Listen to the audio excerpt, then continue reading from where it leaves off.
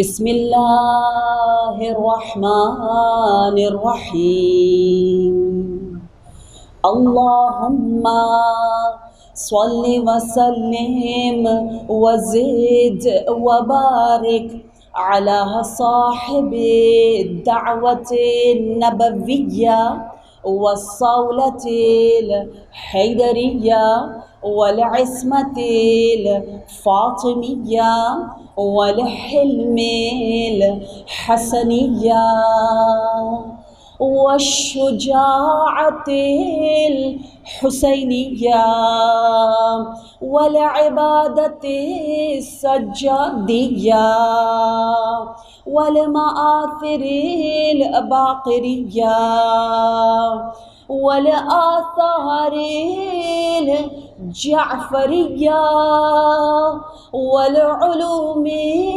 الکاظمیہ والحجج الرضویہ والجود التقویہ والنقاوة النقویہ والہیبة العسکریہ والغیبة الالہیہ صلوات. اما بعد فقد قال اللہ تبارک وتعالى في القرآن المجيد والفرقان الحميد وقوله الحق وهو أصدق الصادقين. أعوذ بالله من الشيطان الرجيم. يا أيها الذين آمنوا استجيبوا لله وللرسول إذا دعاكم لما يحييكم. صلوات. اللهم صل على محمد وآل محمد. شکر ہے رب ذوالجلال کا کہ جس نے ہمیں اس سال بھی محرم الحرام میں اس ماہ پرحرمت اور عظمت والے مہینے کا احترام کرنے کی توفیق دی اور ہم نے یہ سفر روحانی الحمدللہ شروع کر دیا ہے، جس کا معراج 40 کے دن، جس کا نور، جس کا کمال، جس کا اثر انشاءاللہ ہم سب اپنے وجود میں دیکھ سکتے ہیں.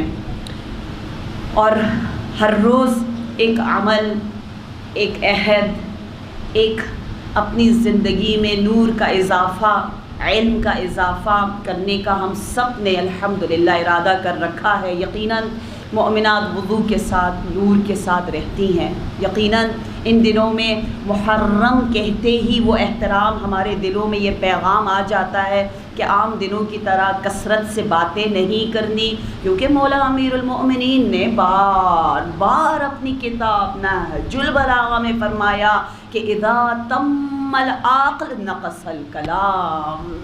ہمیشہ کلام اور عقل میں اس انداز سے لنک رہا ہے، کنیکشن رہا ہے کہ جس کا جتنا کلام بولنے کا انداز اور معیار اونچا ہوگا، کیفیت والا کلام ہوگا، عقل اتنی زیادہ تمام ہوتی جائے.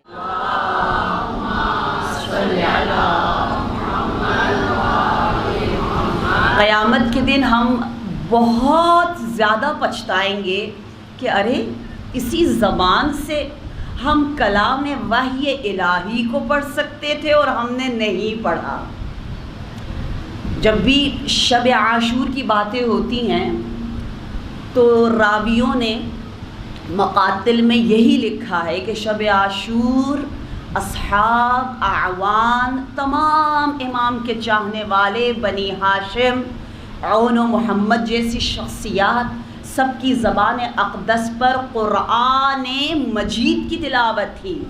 دویٌ کا دوی النحل، جیسے نحل ہوتا ہے نا، ہنی بی، شہد کی مکھی کے چھتے سے کیا آواز آتی ہے، اس طرح سے مناجات، قرآن، تلاوت، دعا، راز و نیاز کی آواز، یہ کربلا ہمیں سکھا رہا ہے انشاءاللہ کہ ہماری یہ زبان بھی کلام الہی کے نور کو حاصل کرنے میں استعمال ہوتی رہے. اس لیے قرآن کو قرآن کہا گیا ہے، یعنی وہ کتاب جو کثرت سے پڑھی جاتی ہے.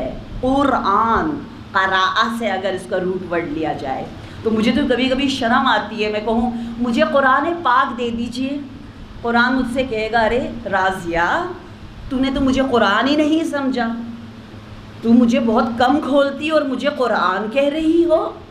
ذرا میرا نام لیتے ہوئے کچھ حیا اور احترام کرو. اگر مجھے قرآن کہنا ہے تو کثرت سے مجھے پڑھو اور اپنے دل میں اتارو. ماہ مبارک رمضان حقیقتاً وہ صوم، وہ صیام، وہ روزہ شکرانہ ہے. کس چیز کا؟ روزہ وسیلہ ہے، ہدف نہیں ہے. ہدف کیا ہے؟ ہدف یہ ہے کہ یا رب تو نے کیونکہ قرآن نازل کیا ہم شکرانے میں روزہ رکھ رہے ہیں.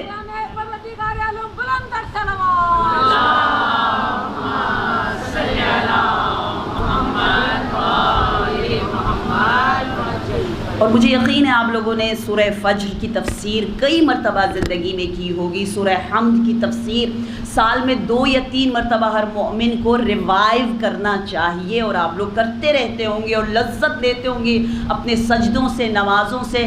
ان ایام میں سورہ فجر کو اپنی 5 نمازوں میں ایک نماز میں ضرور شامل کیجئے گا، واجب نماز میں. اگر آپ کو یاد نہیں بھی ہے آپ سامنے اس مصحف شریف کو، کتاب الہی کو کھول کے رکھ سکتے ہیں اور تلاوت کر سکتے. اجازت ہے، ہاتھ میں بھی اٹھائیں تو نماز کی جو حالت ہے اس سے آپ خارج نہیں ہوتے، اور آپ ہاتھ میں بھی اٹھا سکتے ہیں. بھئی نماز باطل نہیں ہوتی، لیکن آسانی کے لیے آپ سامنے رکھ لیں اور آہستہ آہستہ آپ کو یاد ہو جائے گی. کیونکہ قرآن کی آیات جو آپ واجب نماز میں پڑھیں اس کا اجر، اثر، نور اور اس کا اعجاز کچھ اور ہی ہے. یہی سورہ فجر اگر آپ نماز کے علاوہ پڑھیں گی کم ثواب ملے گا. نماز میں پڑھیں گی اس کا ثواب 100 گنا، ہر حرف کا نہیں، ہر الفابیٹ کا، ہر کلمے کا نہیں، 100 گنا بڑھ جاتا ہے. لہٰذا سورہ فجر سورہ حسین ابن علی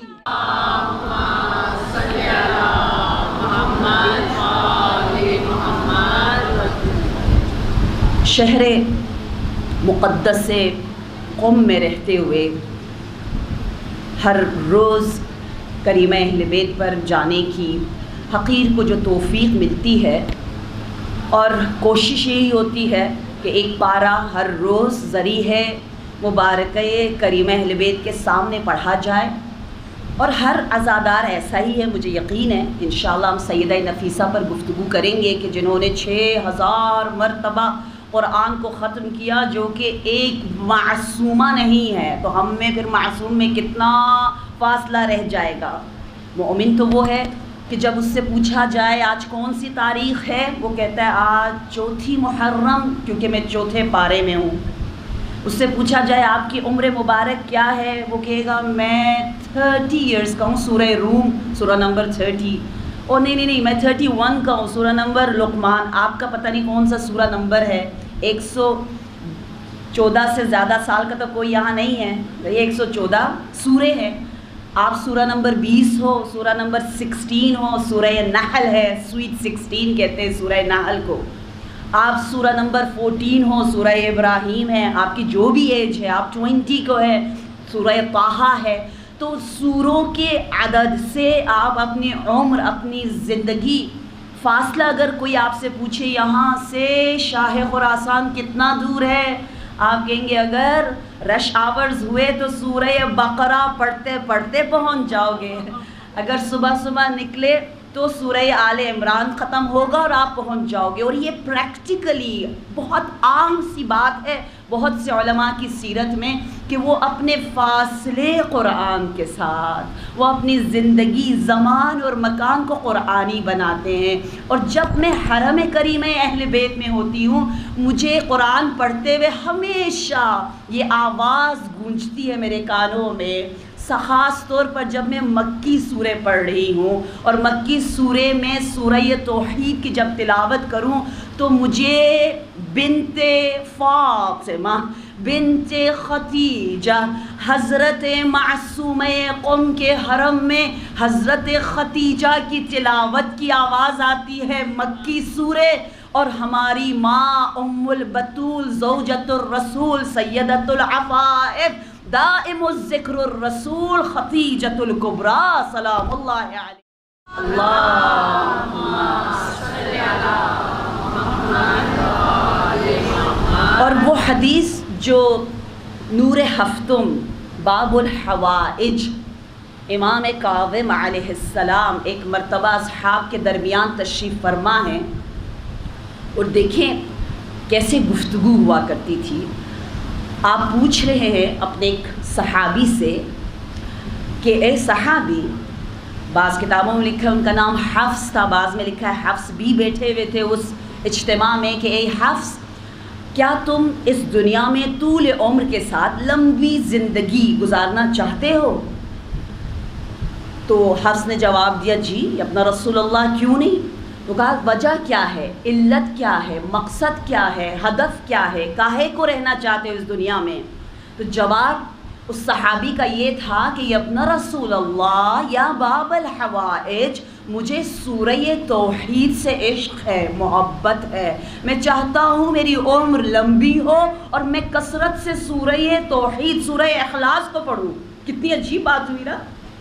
ہم میں سے کوئی پوچھے ہم کہیں گے پتہ نہیں اللہ جیتی رہوں مزے مزے کے کھانے کھاؤں یہ کروں وہ کروں آئی ڈونٹ نو یہ پسند ہے وہ پسند ہے. ہماری پسند کیا ہے؟ ہمارا محبوب کیا ہے؟ محبوب صحابی باب الحوائج سورہ توحید. جب یہ جواب سنا قلب باب الحوائج مسرور، آپ کو احساس ہوا کہ میری محنت ثمر لائی ہے. اور پھر آپ نے بشارت دی اور کہا اے حفص من مات من شیعتنا ولم يحسن القرآن علم فی قبرہ کیونکہ انا قدر درجات الجنات علی قدر آیات القرآن. اے حفظ یہ خوشخبری سب کو دے دو. کیا ہے وہ خوشخبری؟ خوشخبری یہ ہے کہ ہمارے چاہنے والوں میں سے جو بھی اپنی زندگی میں اپنی بھرپور کوشش اس کلام پاک کو سمجھنے میں لگاتا رہے گا اور اس سعی و کوشش و جہاد میں اگر اس نے قرآن ختم نہ کیا، سمجھا نہیں، اور اسی سمجھنے کے دوران وہ مر جائے تو اس عمل کو عالم برزخ میں مکمل کیا جائے گا. علم فی قبر، عالم برزخ میں معلم قرآن کے بندوبست کی بشارت امام کاظم علیہ السلام دے رہے ہیں.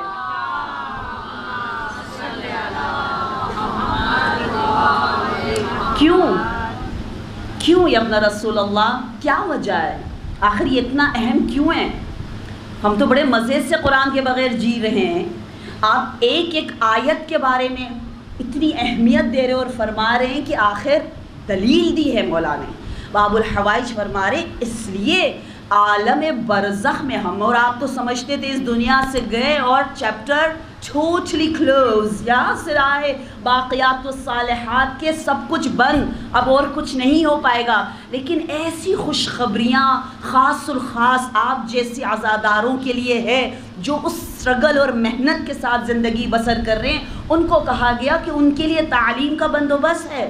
کیوں ہے؟ اس لیے کہ جنت کے درجات کتنے ہیں؟ کہا اتنے ہی ہیں جتنی قرآن کی آیات ہے. اب سمجھ میں آیا؟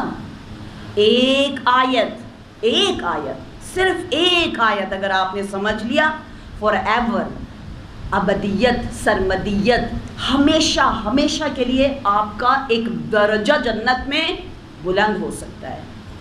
میں نے بہت کم سنا ہے کہ ہم لوگ گفتگو کرتے ہیں آپس میں کہ فلاں جگہ عشرہ ہو رہا ہے، سرنامے کلام یہ آیت ہے اور اس آیت پہ گفتگو ہو رہی ہے، چلے جا کے دیکھیں کیا مطلب ہے، اس کا لنک کیا ہے، کیا ہو رہا ہے۔ اگر ابھی تک جتنی ہم نے عمر گزاری ہے تھوڑا سا ہم خیال کریں، ہم نے کچھ آیتیں ہر مجلس سے لی ہوتی تو ہمارے پاس ایک بہت بڑا خزانہ ہوتا نا۔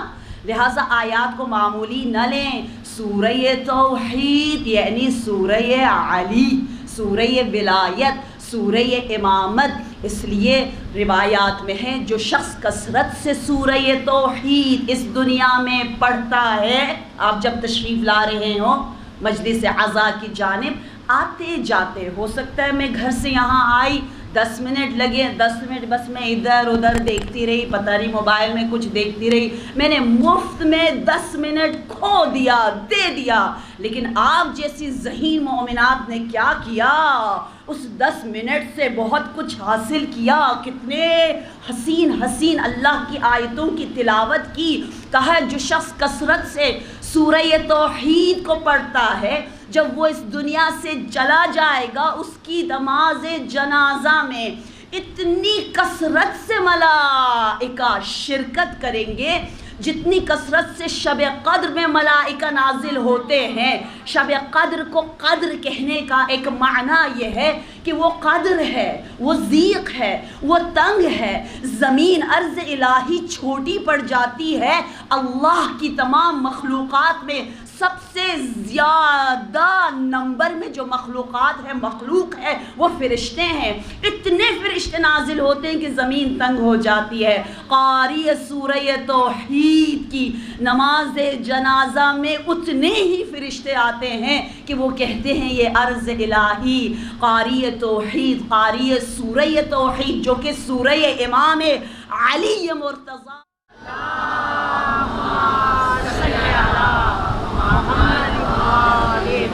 اچھا کیوں ہے سورہ توحید سورہ علی؟ ہم ایسی خطابت نہیں کرتے۔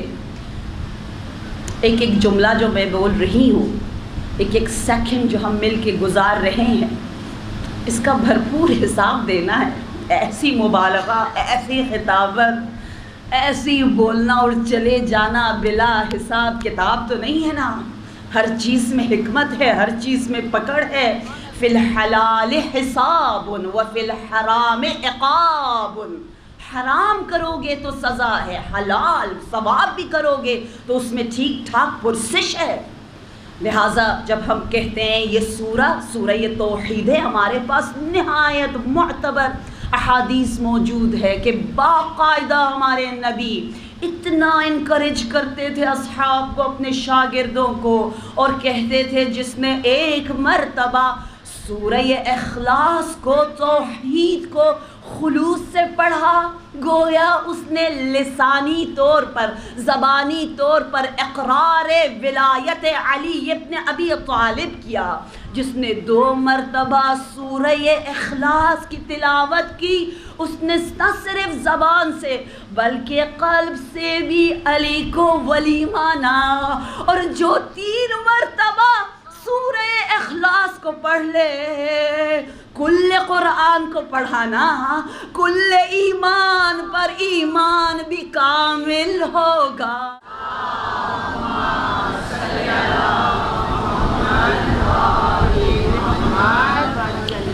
درود اور سلام ہو مدینہ کی ان گلیوں پر جہاں مولا الموحدین امام العارفین کے قدم اطہر، اور آپ جب بھی گزرتے اہل مدینہ دیکھتے علی کو تھے اور کہتے کیا تھے، یاد کرتے تھے اللہ کو۔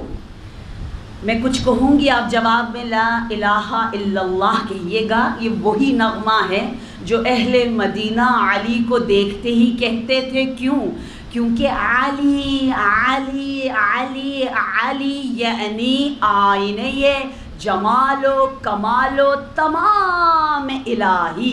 علی نے خود اپنا نغمہ یوں گایا کہ مجھے کوئی بتائے تو صحیح کہ مجھ سے زیادہ نبی کے بعد کون ہے جو تجھے اللہ تک پہنچا سکے؟ کوئی ہے جو آئینہ بنے، مرر بنے، اللہ کی صفات کا مجھ سے زیادہ کامل؟ ما للہ آیۃ اکبر منی.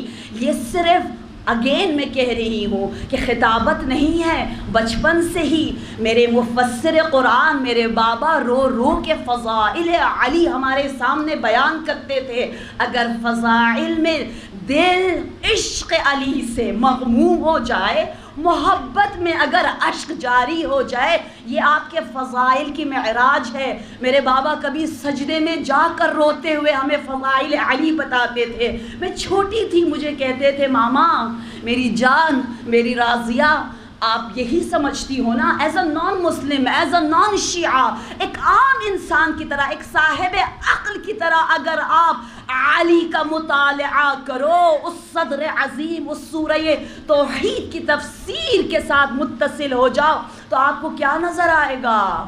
آپ خود بتاؤ، اس کائنات میں نبی کے بعد کیا کوئی ہے اس سے زیادہ کوئی ذہین ہو، کوئی شجاع ہو، کوئی علم کامل ہو؟ کون سی فضیلت ہے جس نے علی کو اپنے وجود میں نہ لیا ہو؟ ہر فضیلت ناز کرتی ہے کہ میں علی سے نسبت رکھتی ہوں. لہٰذا جب آپ دنیا میں دیکھتے ہو کہ اگر کسی کے پاس کوئی بہت بڑی کامیابی ہے، اگر کوئی بہت زیادہ ذہین ہے اور بہت زیادہ ہر میدان میں فاتح ہے، لوگ جاتے ہیں نا انٹرویو کرتے ہیں، پوچھتے ہیں آپ نے اپنے بچے کو کیا کھلایا، آپ کی روٹین کیا ہے، آپ نے کون سا ذکر پڑھا، آپ کا بچہ اتنا اچھا کامیاب، پورے پتہ نہیں ملک میں، پورے آئی ڈونٹ نو ایشیا میں نمبر 1 ٹاپ پر ہو گیا، کیا ہے؟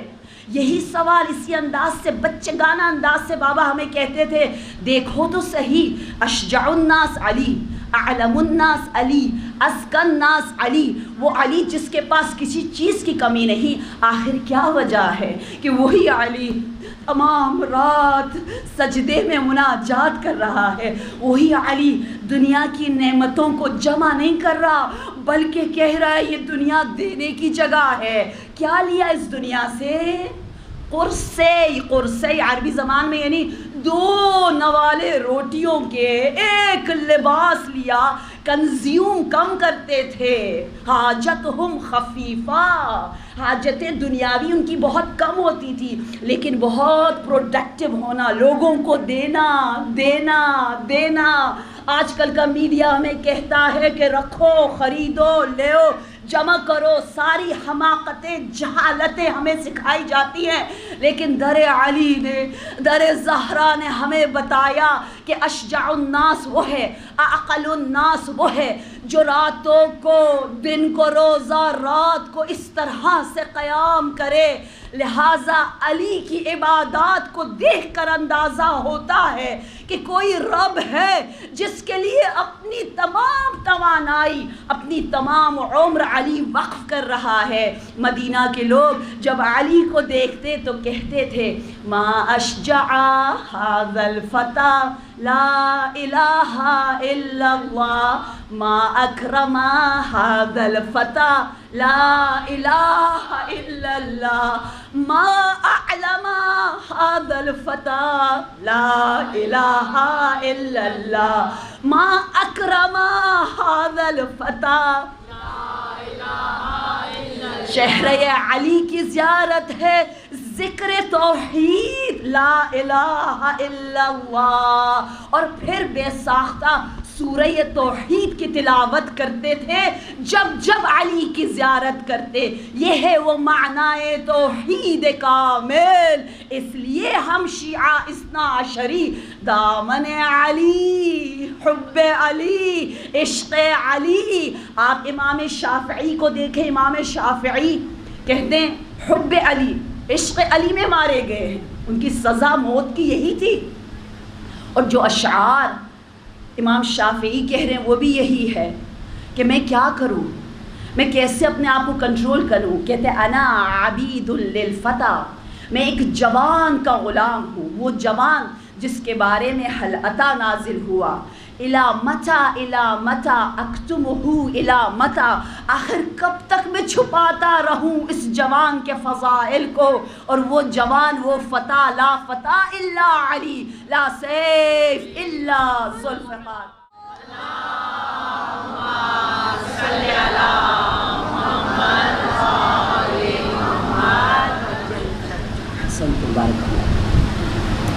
آج ہم ایسی شخصیت کا انشاءاللہ ذکر کریں گے جیسا کہ کل جدت الامام کہتے ہی جناب سیدہ حدیثہ جد امام عصر، اور آج ہم ذکر کریں گے جدت الحسین کا، امام حسین کی جدہ۔ میں حیران ہوتی ہوں کہ جس طرح کریم اہل بیت کے در پر جب میں روزانہ جاتی ہوں تو کیا ہم سلام میں کیا کہتے ہیں؟ السلام علیکی یا بنت فاطمہ و خدیجہ، اس سے پہلے کہ بنت امیر المؤمنین کے ہم کہتے ہیں آپ خدیجہ کی بیٹی ہیں۔ امام حسین ہمیشہ فخر سے جب احتجاج فرماتے تھے، جب اپنے فضائل اور کمالات کو سب کے سامنے بتاتے تھے تو اپنا تعارف یوں کرواتے کہ انا ابن خدیجۃ الغراء۔ عجیب ہے، غیر معصوم ہے لیکن معصومین آپ کے ذریعے اپنا تعارف کروا رہے ہیں۔ زوجۃ الرسول سیدۃ العفائف ام الصعالق جناب خدیجۃ الکبریٰ کو جب لوگ دیکھتے تو کہتے تھے، امام علی کو دیکھ کر بھی کہتے تھے لوگ مکہ میں کہ ھذا قرۃ عین خدیجہ، یہ علی خدیجہ کی آنکھوں کا ٹھنڈک ہے۔ اس لیے مولا علی نے جناب خدیجہ پر حسین اشعار کہے ہیں۔ اور عجیب بات یہ ہے کہ امام حسین علیہ السلام جب بیت اللہ تشریف لے گئے حج کرنے کے لیے، بیت اللہ کے بعد آپ جاتے ہیں ایک بیت محبوب کی جانب۔ آپ فرماتے ہیں یہ وہ جگہ ہے، میں وہاں جا رہا ہوں۔ انس بن مالک راوی ہے، کہتا ہے میں وہاں جا رہا ہوں جو کہ بیت المحبوب ہے، جو کہ قبۃ الوحی ہے، اور آپ وہاں جا کر مناجات کرتے۔ انس سے کہتے ہیں مجھے اکیلا چھوڑو، یہاں دعائیں مستجاب ہوتی ہے۔ انس نے کہا یہ کون سا مقام ہے؟ کہا یہ مزار سیدہ خدیجۃ الکبریٰ، بیت محبوب الہی۔ میں نے اپنی کتاب لائک مدر لائک ڈاٹر میں جس میں کوشش کی ہے کہ بہت ایسے نکات جو ہمیں اپنی انگلش یا اردو زبان میں بالکل یہ مطالب افسوس کے ساتھ فراہم نہیں ہیں، ان کا میں نے ذکر کیا۔ اشعار خدیجۃ الکبریٰ پر بحار الانوار کی کچھ جلدیں مخصوص ہیں، بھری پڑی ہیں عربی میں، ان کو بھی کوشش کیا ہے کہ ترجمے کے ساتھ اور اشعار کا ذکر ہے۔ میں حیران ہوں جو مناجات امام حسین جناب سیدہ خدیجۃ الکبریٰ کے قبر اور مزار پر فرما رہے ہیں، وہ اتنے دلچسپ اور اتنے دلسوز کہ آپ یا رب یا رب یا رب کہہ کر مناجات کرتے ہیں۔ تمام میں نے اس میں ذکر کر رکھا ہے۔ اور انس کہہ رہا تھا، میں دور کھڑا تھا اور دور سے سن رہا تھا کہ یہاں مناجات ختم ہوئی، وہاں منادی نے ندا دی، آواز آئی غیب سے، لبیک یا عبدی لبیک یا عبدی لبیک یا عبدی، اور مولا امام حسین زار و قطار رونے لگے۔ ایسی ہستی جناب خدیجۃ الکبریٰ، ہم جانتے ہیں کہ آپ شہر مکہ میں واحد زوجہ رسول تھی نا، اور مکہ میں بیوی ہونا، زوجیت رسول میں ہونا بالکل الگ معنی اور مقام رکھتا ہے مدینہ میں ہونے سے۔ مدینہ میں زندگی بہت مقایسہ کیا جائے تو آسانیاں ہی آسانیاں تھی، بہت عزت والی زندگی تھی، لیکن مکہ تو مکہ ہے۔ اسی لیے مکہ کی اس کٹھن سخت آزمائش، امتحان، ابتلا بھری زندگی کے بارے میں قرآن میں پورا ایک چیپٹر ہے، پورا ایک سورہ ہے۔ کون سا ہے وہ سورہ؟ سورہ بلد۔ جب پروردگار عالم انسان کو بتانا چاہتا ہے کہ تو کس مقصد کی خاطر اس دنیا میں آیا ہے، تیرا مقصد آزمائش ہے، امتحان ہے، تگ و دو کرنا ہے، سعی و کوشش کرنا ہے، کٹھن لائف ہے یہ زندگی، خالہ کا گھر نہیں۔ فارسی میں ہم کہتے ہیں خونے خولے نیز کہ بشنی گل بشنوی ہو، گل بگوئی ہو، مزے کرو اور انجوائے کرو اور باتیں کرو اور چلے جاؤ، نہیں، یہ زندگی بلد کھبد، لقد خلقنا الانسان فی کبد، سختی کے لیے بنایا ہے۔ بلد مکہ، اس میں جناب خدیجۃ الکبریٰ نے ہمراہی کی، ہمارے نبی کی زوجۃ الرسول فی الدارین۔ اور جب آپ جناب سارہ کی زندگی پڑھتے ہو، شیخ الانبیاء حضرت ابراہیم اور ان کی زوجہ حضرت سارہ، سید الانبیاء ہمارے نبی رحمت للعالمین اور ان کی زوجہ جناب خدیجۃ الکبریٰ، جناب سارہ اور خدیجۃ الکبریٰ بہت سی چیزوں میں آپس میں ان کی شباہتیں موجود ہے۔ روایات کے مطابق جناب سارہ اپنی عصر کی خواتین میں جمال میں بے مثال تھی، ان کا جمال بہت مشہور تھا۔ جناب خدیجۃ الکبریٰ کے جمال کے بارے میں اتنی روایتیں میں نے ذکر کی ہوئی ہیں، حوالوں کے ساتھ آپ پڑھیے گا، دیکھیے گا کہ بار بار کہا ہوا ہے کہ اکملہن عقلا واتمہن رأیا واحسنہن جمالا واکثرہن مالا ومروۃ وعفتا۔ کیا سمجھ رکھا ہے جدت الحسین کو؟ جدت الحسین کے نغمے ہمارے نبی گایا کرتے تھے۔ ظاہراً جسمی طور پر میری سیدہ خدیجہ مدینہ میں نہ تھی، لیکن دائم الذکر الرسول فی المدینہ بھی خدیجۃ الکبریٰ ہے۔ میں صحیح بخاری سے کہوں گی آپ کا شکریہ کہ آپ نے فضائل ام المؤمنین خدیجۃ الکبریٰ کو بڑی عدالت کے ساتھ بیان کیا ہے، تفصیل کے ساتھ بیان کیا ہے۔ آپ دیکھیں جناب عائشہ نے کیا کہا، اس طرح سے مدینہ میں نبی ذکر خدیجۃ الکبریٰ فرماتے تھے، لگتا ایسا تھا کأنّا لم یکن احد فی الدنیا الا خدیجہ، لگتا ہے کوئی اور تھا ہی نہیں اس دنیا میں سوائے خدیجہ کے۔ خدیجہ خدیجہ این مثل خدیجہ، خدیجہ خدیجہ آمنت بی حین کذبتم الناس، ولدت بی حین اقمتم وآمنت بی اذ کفرتم۔ عجیب فضائل خدیجہ، دائم الذکر نبی خدیجہ، اتنا پیار، اتنی عزت، لہذا جمال میں بے مثال، کمال میں بے مثال، عقل کامل ہے جناب خدیجہ کی۔ اور اولین مؤمنہ جناب شیخ الانبیاء کی خواتین میں جناب سارہ، اور مردوں میں حضرت لوط۔ اور اگر آپ مسجد الحرام تشریف لے جائیں، جب میں اپنی ٹینز میں پہلی مرتبہ حج کرنے گئی تو مجھے فوراً یہ کتاب میں نے اس وقت لکھی ہے جناب خدیجہ پر، اپنی ٹینز میں لکھی ہے، اور میں نے فوراً یاد کیا پورے حج کے دوران، خدا کی قسم، عظمت نساء، عورتوں کی شخصیت قرآن اور حدیث اور مناسک حج میں آپ کو اتنی قدرت کے ساتھ نظر آتا ہے، آپ حیران رہ جاتے ہو۔ کوئی نیگیٹیوٹی موجود ہے حج کے دوران؟ نہیں۔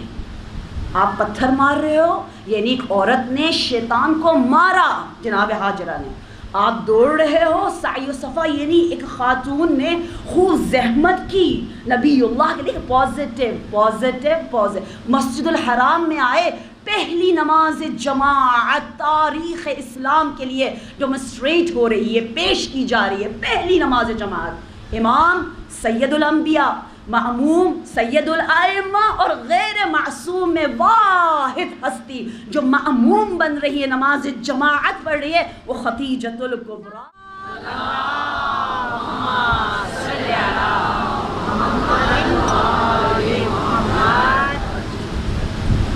اور پھر اگر آپ تاریخ کا مطالعہ کریں تو لکھا ہے جناب سارہ اولین مؤمنہ، حضرت خدیجہ اولین مؤمنہ۔ جناب سارہ مال دولت میں کثیر کثرت کے ساتھ رکھتی تھی، اور آپ نے اپنا سارا مال حضرت ابراہیم کو وقف کر دیا۔ یہی حال جناب خدیجۃ الکبریٰ کا ہے۔ جناب خدیجۃ الکبریٰ نے باقاعدہ ورقہ بن نوفل سے کہا، اعلان کرو آج کے بعد کوئی نہ کہے کہ یہ مال خدیجہ ہے۔ یہ بھی شرم احساس کرتی تھی، احساس حیا کرتی تھی، یہ میرا مال، یہ ہے کیا، میں نے اسلام کو دیا، یہ نہ کہو۔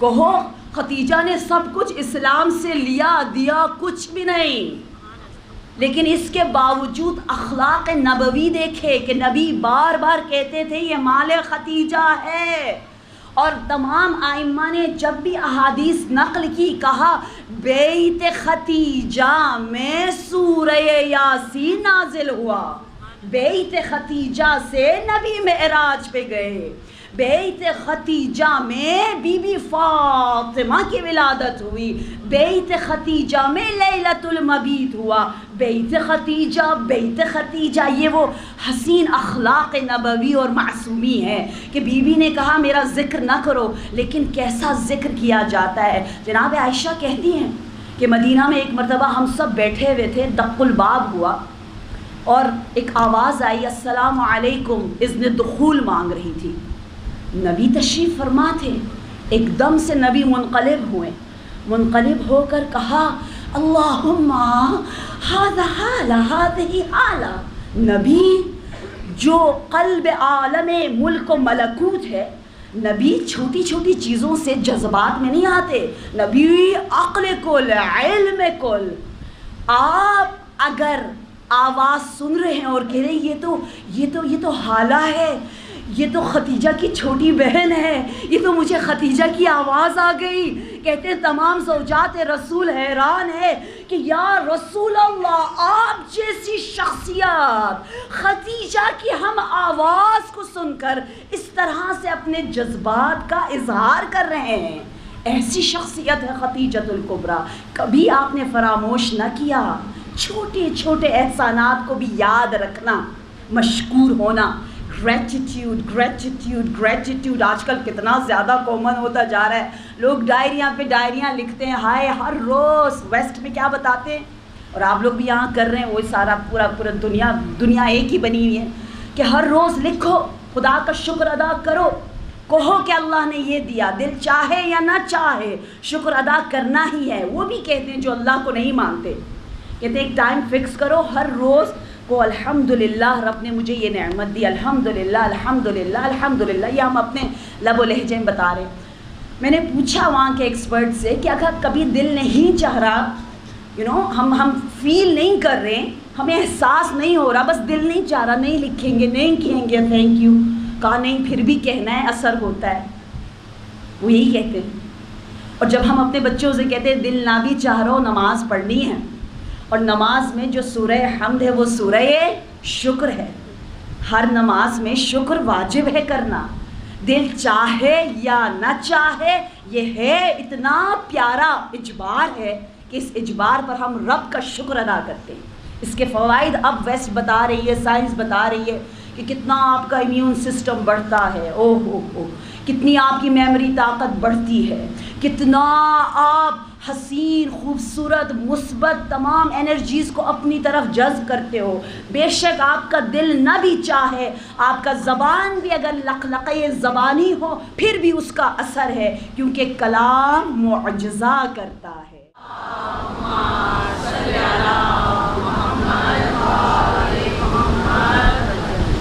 اخلاق ام البتول کے بارے میں لکھا ہے کہ سورہ لہب گواہ ہے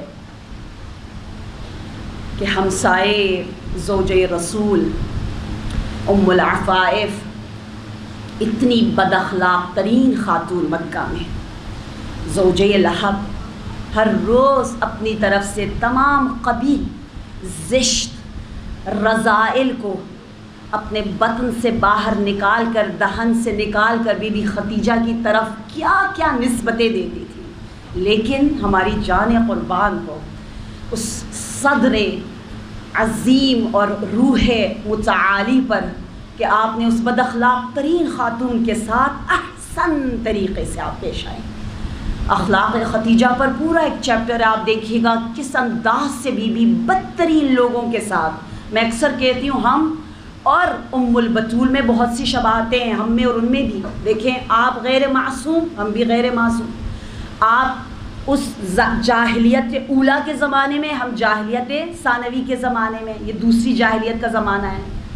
آپ پر بھی معاشرے کا بہت دباؤ تھا، آپ کی چوائس کو لوگوں نے پسند نہیں کیا نا، آپ کو بہت تنہا چھوڑا. یہاں پر بھی جتنا انسان باحیا، با علم، با نور ہوتا ہے لوگ پسند نہیں کرتے، نہ کریں.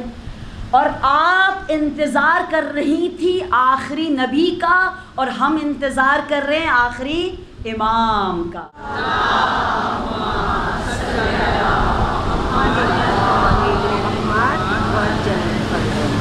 جناب سارہ اور جناب خدیجۃ الکبریٰ میں آخری شباہت یہ ہے کہ دونوں دنیا اور آخرت میں زوجہ انبیاء رہیں گی. شیخ الانبیاء کی زوجہ سارہ، سید الانبیاء کی زوجہ فی الدارین دنیا والآخرہ خدیجۃ الکبریٰ. اور روایات میں لکھا ہے کہ جب مومنین کے بچے مرتے ہیں نا، ہم دنیا میں ہوں اور ہمارا کوئی بچہ مر جائے، حتیٰ کچھ مہینے کا ہی کیوں نہ ہو، ماں کے پیٹ میں نہ رہے، 4-5 مہینے میں ہی دنیا سے چلا جائے یا اسٹل برتھ ہو جائے، اس کے بارے میں عجیب عجیب روایات موجود ہیں. میں نے اکثر اپنی کتابوں میں ان روایات کا ذکر کیا جو عام طور پر ہمیں نہیں بتایا جاتا. اس لیے مولا امیر المومنین نے نہج البلاغہ میں کہا ہے الناس اعداء ما جہلوا، لوگ اعداء ہوتے، دشمن ہوتے، نفرت کرتے اس چیز سے جس کے بارے میں انہیں جہالت ہو، اپنی نادانی اور تاریکی کی وجہ سے. مجھے کبھی کبھی کوئی شخص دشمن لگتا ہے، میں کہتی ہوں ہائے ہائے یہ بہت بری، یہ بہت برا، اس نے میرے ساتھ یہ کیا، اس نے میرے ساتھ وہ کیا. کیوں؟ کیونکہ میں جاہل ہوں، تاریکی میں ہوں، مجھے مشکلات مشکل لگتی ہیں، میں سٹریس لے لیتی ہوں کیونکہ میں ظلمت میں ہوں. جیسے اگر کوئی لکڑی ہے آپ کو نہیں پتہ اور آپ اندھیرے میں کوئی آپ کو کہہ دے گی یہ سانپ ہے، آپ ڈرتی رہیں گی، جیسے آپ لائٹ آن کریں گے آپ کو پتہ چلے گا ارے ارے یہ تو کچھ نہیں تھا، میں تو ایسی ڈرتی رہی. وہ جہالت کی وجہ سے ہم سوچتے ہیں ہائے ہائے یہ ساس ہے، ہائے ہائے یہ بہو ہے، یہ مجھے کچا کھا جائے گی، یہ ہو جائے گا وہ ہو جائے گا. کچھ نہیں ہونے والا، سب مخلوق ہے اللہ کی، سیدھے سادے سے سارے لوگ ہیں. بھئی کوئی آپ کو اتنا ہارم نہیں پہنچا سکتا. سورہ قلم کی آخری آیت پڑھیں، نور کو لیں ظلمت کے مقابلے میں. جہالت ظلمت ہے نا، نور لے لیں. سورہ معوذتین کو پڑھیں، آپ خود اپنے لیے استخارہ دیکھیں، زیادہ معتبر ہے. 2 رکعت نماز پڑھیں اس جگہ پر جہاں آپ ہمیشہ نماز پڑھتے ہیں. آپ سب کے گھروں میں یقیناً آپ نے محراب سجایا ہے، کیونکہ میری سیدہ نے ہمیں سکھایا ہے. یا میں فاطمیہ میں پورا کمرہ ڈیزائن کرنا سکھاتی ہوں، بتاتی ہوں کہ کس طرح سے آپ اپنے گھر کو وہ روحانی، وہ نورانی جلوہ دیں اور نقش جناب سیدہ پر چلنے کی کوشش کریں. آپ کے پاس محراب عبادت ہے نا، جب بھی بیمار ہو وہاں جا کر بیٹھیں، دیکھیں آپ کو کتنی شفا ملے گی. جب بھی کوئی بھی الجھن ہو، جو یونیورسٹی اسکول اسٹوڈنٹس ہیں وہاں جا کر بیٹھ کے پڑھیں، آپ کا حافظہ اتنا قوی شارپ فوراً وہ مطلب سمجھ میں آنے لگ جائے گا. اور جب لقاء الہی کا وقت آتا ہے احتضار کے عالم میں بھی یہی کہا جاتا ہے کہ جا کر وہاں پر شخص کو لیٹا دیا جائے جہاں وہ اکثر بیٹھ کر عبادت کرتا ہے. لہٰذا وہ محراب بہت ضروری ہے ہماری زندگیوں میں ہو. اگر وہ محراب ہو تو ہم انشاءاللہ اپنی زندگیوں میں کمفرٹ، ایز لے کر آ سکتے ہیں. تو یہ جہالت ہے جو زندگی میں مشکلات لے کر آتی ہے. جب بچہ مرتا ہے مؤمنین کا تو عالم برزخ میں اعلان ہوتا ہے، منادی ندا دیتا ہے الا ان ماتا فلاں ابن فلاں، فلاں ابن فلاں کا بچہ مر گیا ہے. اور فوراً اس وقت اس بچے کو لے جایا جاتا ہے ایسے قصر میں، قصر محل، وہ محل ایک گیلیکسی کے برابر ہے. اس محل کا بادشاہ کون ہے؟ شیخ الانبیاء حضرت ابراہیم. اور ان کی کفالت میں اس بچے کو ڈال دیا جاتا ہے جہاں آسارہ بھی ہے اور حضرت ابراہیم بھی ہے. اور اس قصر میں، اس محل میں ایک عجیب انتظام ہے. کہتے ہیں ایک ایسا درخت ہے جس درخت میں معصوم بچوں کے لیے بہترین غذا کا انتظام ہوگا. اس کی تفصیلات بتائی ہوئی ہے، جیسے شجرہ طوبہ. حقیقت میں وہ کچھ اور ہے، دنیا میں کوئی اور ایسی چیز نہیں ہے جس سے شجر کا مطلب سمجھ میں آئے کہ ایک چیز ہے جس کی جڑ بھی ہے، بہت سی شاخیں بھی ہیں. تو ہمیں یہ بتایا جاتا ہے، وگرنہ پتہ نہیں اللہ جانے وہاں کون سی نعمتیں ہیں. تو ان نعمتوں کے ذریعے بچوں کو غذا دی جائے گی، وہ حسین سے حسین تر اور صحت مند سے صحت مند تر ہوں گے۔ اور اگر والدین اور بھی زیادہ نیک ہوئے، مؤمنین ہیں، متقی ہیں، باعمل ہے، تو روایات میں لکھا ہے، حزم نہیں ہوتا، لکھا ہے نہ صرف جناب آسیہ ان کی کفالت کر رہی ہوں گی، بلکہ دختر ختیجہ فاطمۃ الزہرا بھی۔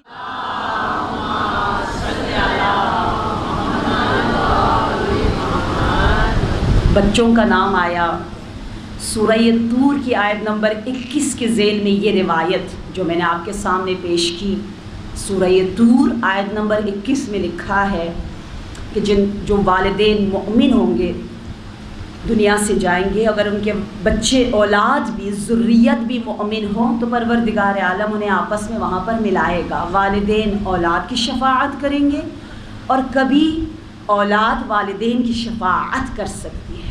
جیسے دنیا میں والدین خوش اخلاق ہوتے ہیں، سخی ہوتے ہیں تو بچے بھی سخی ہوتے ہیں، خوبصورت ہوتے ہیں تو بچے خوبصورت ہوتے ہیں، مالدار ہوتے ہیں تو بچے مالدار ہو جاتے ہیں۔ دنیا میں جو فائدے ملتے ہیں یہ فائدہ صرف دنیا کی حد تک نہیں ہے، اگر وہ نور ایمانی ہو تو آخرت میں بھی ملتا ہے۔ اور یہی میاں بیوی کے لیے بھی کہا گیا، اس لیے ہمیشہ ایک ایسے شخص سے شادی کریں جو آپ سے زیادہ متقی ہو۔ انشاءاللہ ہم سر متقی ہونا چاہیے، والدین متقی ہو، اولاد متقی ہو۔ کہ اگر اولاد متقی ہے اور والدین متقی ہے اور کسی کا درجہ دوسرے سے بالا تر کم تر ہے تو وہ ایک دوسرے کی شفاعت کریں گے۔ سورہ طور آیت نمبر 21 کے ذیل میں یہ روایت ہے، اور یہ اسلام ہے جو اتنا خیال رکھ رہا ہے۔ روایت یوں ادامہ دیتی ہے، سلسلہ یوں جاری ہے کہ وہ والدین جب مریں گے، عالم یوم القیامہ آئے گا تو پروردگار عالم ان بچوں کو جو اتنے حسین بڑے خوبصورت ہو چکے ہوں گے انہیں حلۂ بہشتی پہنانے کا حکم دیں گے، اور وہ حلۂ بہشتی کے ساتھ طیب و جنت و روح و ریحان بہشتی کے ساتھ ان کے سروں پر ملوک الجنہ، جنت میں بھی کچھ لوگ کنگز ہوں گے، ان کے سر پر وہ تاج ہوگا۔ اس انداز سے وہ اپنے والدین کو جنت کی طرف لے کر جائیں گے۔ یہ اسلام ہے، اتنا خیال رکھا ہے ماں کا کہ ماں کا اگر بچہ گر گیا، مر گیا، اسے تسلی دی، اس سے کہا کہ اے ماں پریشان نہ ہو، وہاں خدیجۃ الکبریٰ ہے، وہاں سارہ ہے، وہاں فاطمہ ہے۔ عزادارو، آج جناب فاطمہ خاص طور پر جنت سے رومال لیے اپنے کنیزوں کے اشکوں کو جمع کرنے آئی ہیں۔ سال بھر انتظار رہتا ہے نا اس دن کا۔ آج ام المصائب کا دن ہے، بنت زہرا کی قربانی کا دن ہے۔ آج عون و محمد جیسے دو کلیوں کا ذکر کرنا ہے۔ آج اگر آوازیں ہماری بلند نہ ہوئی، اگر ہم نے نجوہ نہ کیا، شاید قلب زہرا ہم سے مغموم ہو جائے، پھر یہ آواز کس کام آئے گی؟ نہ جانے اگلے سال پھر اون و محمد پہ رونا نصیب ہوگا یا نہیں ہوگا۔ اے عزادارو، ذرا سوچو تو صحیح، اس حیائے زینب کو، اس غیرت زینب کو، میں کہتی ہوں یہ غیرت، یہ حیا، یہ احترام، یہ شرم بہن بھائی دونوں میں تھا۔ بھائی کے لیے یہ مشکل ہے کہ بہن کی تمام اس آغوش کو کس طرح سے میں اجاڑوں، اور بہن شرمندہ ہے کہ میرے پاس کڑیل جواں علی اکبر جیسی قربانی نہیں ہے۔ ہر طرف سے شرمندگی ہی شرمندگی ہے، ہر کوئی اپنی طرف سے بہترین کر بھی رہا ہے، لیکن نظریں جھکی ہوئی ہیں، نہ بہن بھائی کی طرف دیکھ رہا ہے، نہ بھائی بہن کی طرف۔ اللہ اکبر، عجیب حیا کا ماحول ہے۔ شب عاشور شب عبادت ہے۔ زینب کبریٰ کی سب سے بڑی عبادت یہ ہے کہ قرآن اور نماز کے ساتھ ساتھ اپنے مجاہدوں کو تیار کرے۔ ہائے ان حسین نورانی نواسے حضرت زہرا، خوشبو یہ فاطمہ اون و محمد سے آتی ہے۔ زینب سونگ رہی ہے اپنے بچوں کو، کبھی اون کے سینے کو سونگ کر کہتی ہے کل مجھے یہاں سے شہادت کے خون کی خوشبو آنی چاہیے، کبھی اون کے ہاتھوں کو چوم کر کہہ رہی ہے اے جعفر طیار کے نواسے، کل ان ہاتھوں سے شہادت کا جام نوش کرنا ہے۔ آزادارو، باقاعدہ روایت میں لکھا ہے کہ زینب کبریٰ نے بچوں کے سروں پر کنگھی پھیری، صندوق جو تبرکات کا تھا اس کو کھولا، ایک عمامہ جعفر طیار کا نکالا، دوسرا حیدر کرار کا، ایک پر جعفر طیار کا عمامہ، دوسرے پر حیدر کرار کا۔ سر تپا حسرت سے دیکھتی رہی، ملائکہ وہ منظر دیکھ کر حیران ہے۔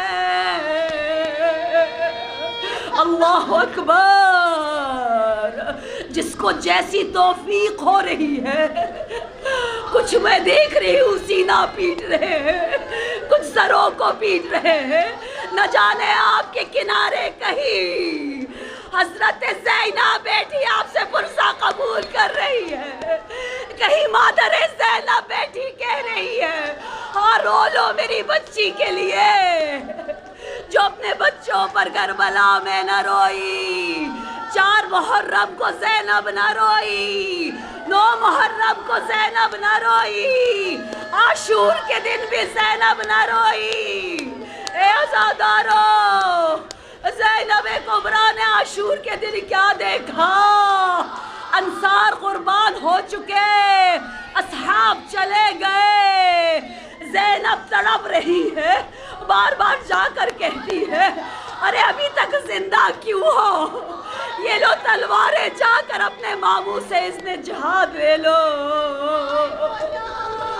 مجھے تم یہاں کھڑے نظر نہ آؤ، مجھے میری ماں فاطمہ کے سامنے شرمندہ مت کرو، جاؤ نہ جاؤ ماموں کے پاس۔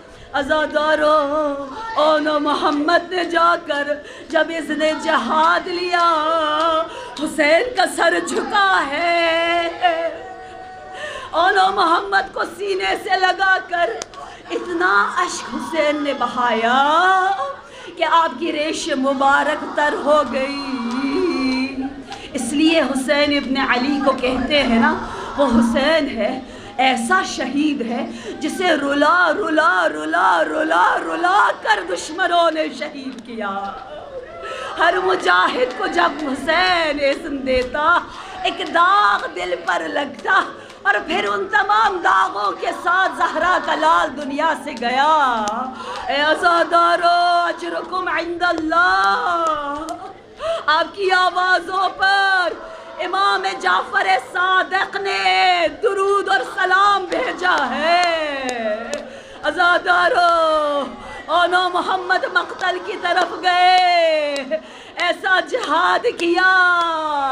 علامہ سواوی نے اپنے مقتل میں لکھا ہے کہ 9 ایسی مائیں تھی کربلا میں جنہوں نے خیمے کے باہر سے اپنے بچوں کے سروں کو تن سے جدا ہوتے ہوئے دیکھا۔ ان ماؤں میں سب سے مظلوم ماں ام المصائب زینب ہے۔ سر پیٹ کر کہو یا ام المصائب، یا زینب کبریٰ،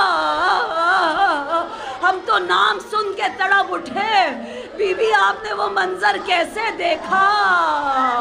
چاروں طرف سے حملہ ہوا، عمر سعد نے آواز بلند کی، ان بچوں کو مسل ڈالو، یہ جعفر طیار کے نواسے ہیں، ہر طرف سے ان پر حملہ کرو۔ آواز آئیے ماموں مدد کو آئیے۔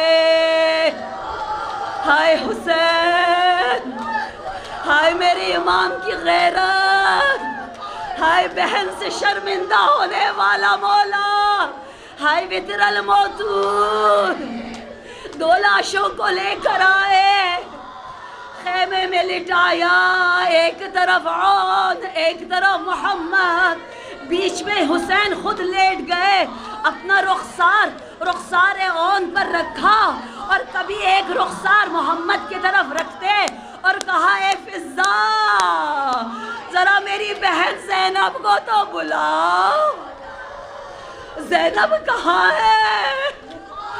ارے ماں کہاں ہے بچوں کی؟ زینب پشت خیمہ سجدہ خالق میں رب کا شکر ادا کر رہی ہے، میں بھائی پر نظر نہ رکھاؤں گی، میرا بھائی شرمندہ نہ ہو، میں روؤں گی نہیں، میں رب کا شکر ادا کر رہی ہوں، اے رب میری قربانی کو قبول